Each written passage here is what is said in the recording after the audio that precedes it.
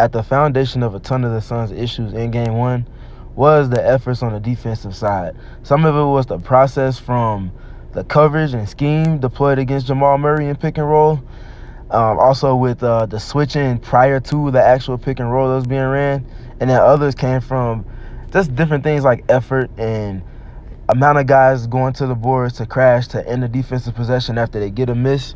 So we just wanted to kind of zoom in on some of the film and just look at a handful of the reps and end with a couple of good reps that we saw from them tweaking the coverage and kind of giving a hint at what they could potentially get more if they do so moving forward. So let's go ahead and dive into it. All right, this first play here we're going to see. So the main reason that Josh Okogie is in the starting lineup is to make life difficult on Jamal Murray, whether that be him in pick and roll, whether that be him working off of the off-script plays that they go with him and Jokic, whether that be like backdoors, get action where he throws it and then chases it down after he pitches it to Nikola Jokic, or also just any of their handoff actions, any of the activity that he uses that's a staple in the Nuggets offense. Okogie is there to stifle it. And that's really the main reason why he's starting.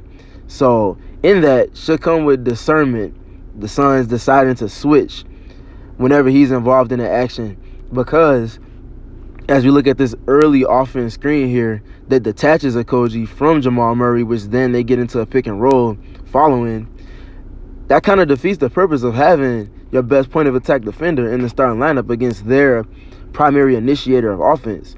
So looking forward, the Suns have to adjust when they decide to switch. Of course, when you're switching, you don't want to tinker with when and when you decide to or not to too much. But these early offense screens, this isn't really even a screen per se to set an advantage or to get the defense rotating. It's just here because they know that the Suns are switching and the Suns play right into their hands and allow for them to get into the pick and roll with Okogie detached from Jamal Murray, but also exacerbated by DeAndre Ayton being in a drop. These things can't happen in Game 2 and moving forward over the course of this series. If the Suns plan to be able to dictate things with their defense and take away some of the looks and the shot quality that Jamal Murray was able to put forth in Game 1. And by virtue of that, all of that happened, and prior, he's able to hit this bunny in the mid-range off of the floater. And then his next rep is going to be the same thing, another early offense screen. The last one was at 17 seconds on the shot clock. This one is at 18. And this time it's going to put Devin Booker into action.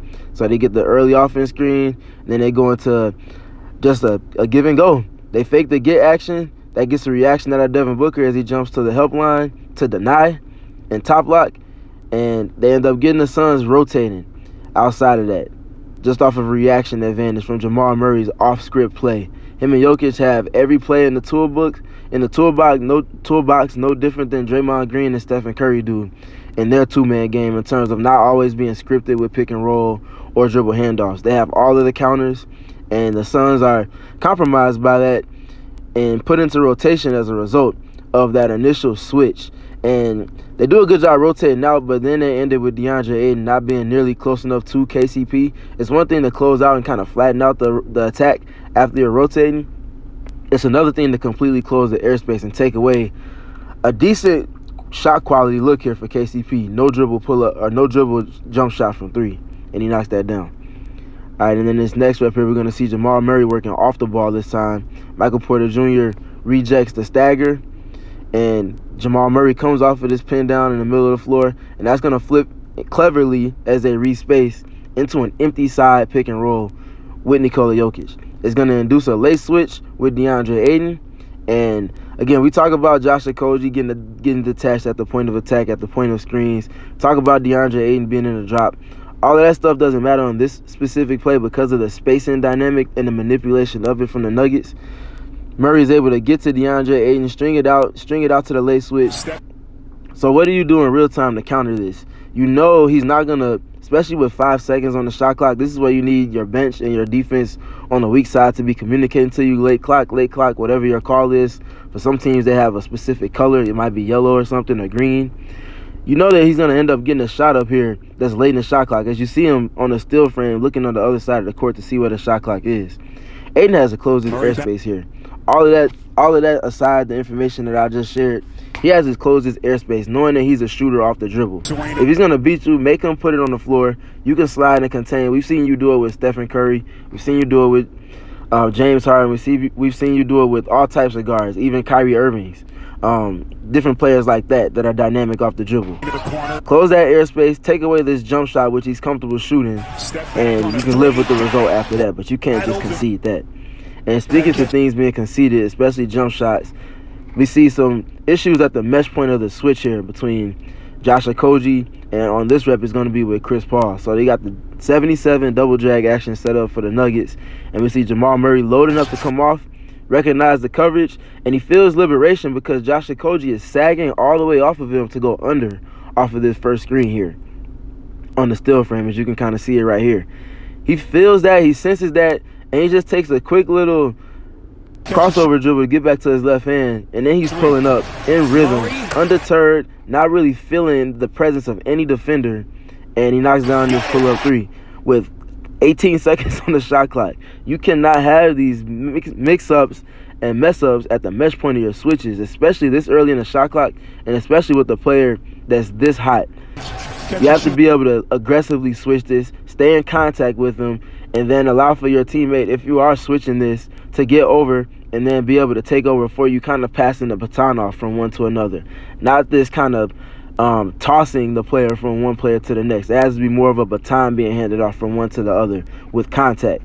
And because there's no contact, Jamal Murray feels liberated, and he knocks that down. And then his next rep here, he's going to generate another reaction advantage, getting backdoor, faking to get action with Nikola Jokic again. This time it's with Josh Okogie attached to him, and then he exacerbates the reaction advantage by faking this screen here, which is then going to get two to the cutter, not two to the ball, two to the cutter, and Aaron Gordon. And again, this is just the process of the Suns not being on the same page at the mesh point with their switches.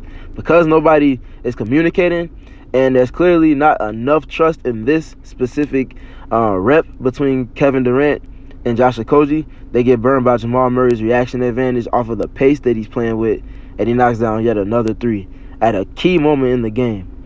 And then we're going to see here, they're going to get into a little bit more of it. So we got Torrey Craig here, top blocking Jamal Murray before they try to get into the action after they go with the little weave to set things up. They get the pitch back to Nikola Jokic, and this is just a reaction to what the Suns are doing. They see Torrey Craig is playing aggressively, trying to top block and keep him in heavy denial away from the ball. So what do? They use Aaron Gordon to set a flare screen. He sets the flare screen, and they lose contact. Not unlike the rep before the last, where we saw with Chris Paul and Josh Okogie. We're seeing it now here with Torrey Craig and Kevin Durant. The communication is not there early enough. Kevin Durant sagging off of Aaron Gordon, and Torrey Craig at the same time simultaneously is detaching himself to go under to take the cut from Aaron Gordon away. Kevin Durant has to be up to touch. This is not necessarily a pick and roll, but he has to be up to touch on Aaron Gordon in this scenario so that Torrey Craig can viably go under here and Kevin Durant can stay attached a lot closer to Jamal Murray so he can't get a free catch here that's uncontested, and again, him feeling liberated, cutting off of the flare to take this jumper and knock it down in the rhythm that he was moving in.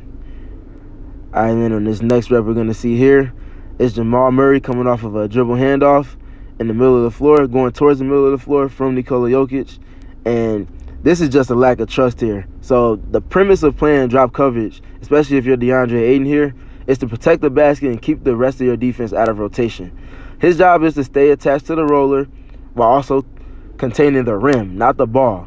He has to trust Chris Paul, who does a good job navigating this screen and then getting back into the hip. Ayton has to trust Chris Paul here, regardless of if Jamal Murray is hot or not, to get up a good contest, whether that be rear view or fighting back into the play off of the hip and getting himself back into position, which he does here.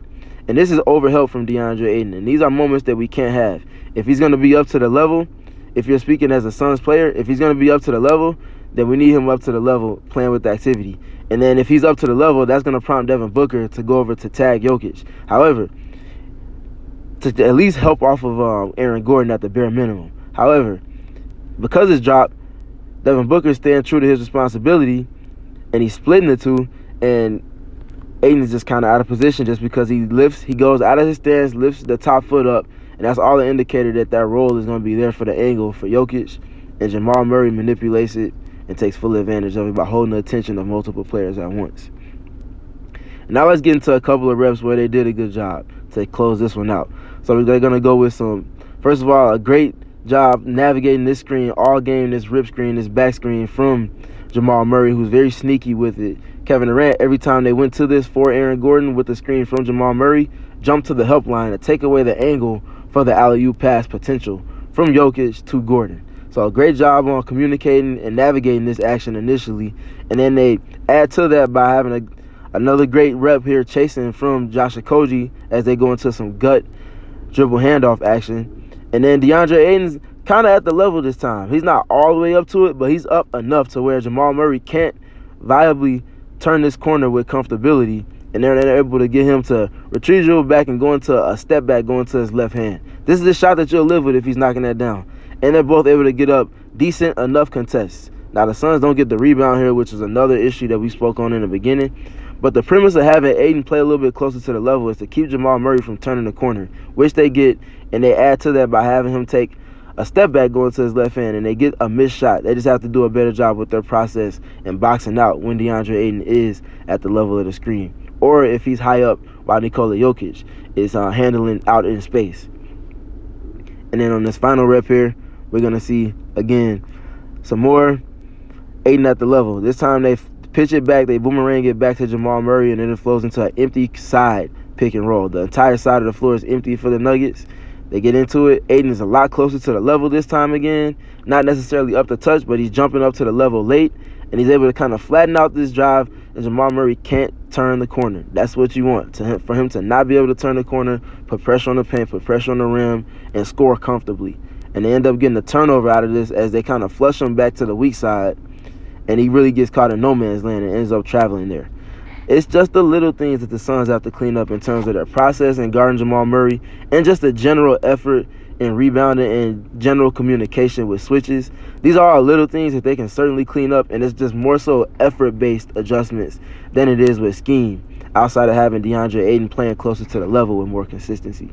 I have trust and faith that the Suns will clean these things up, and this was very much a filling out process type of game for a game one in the series.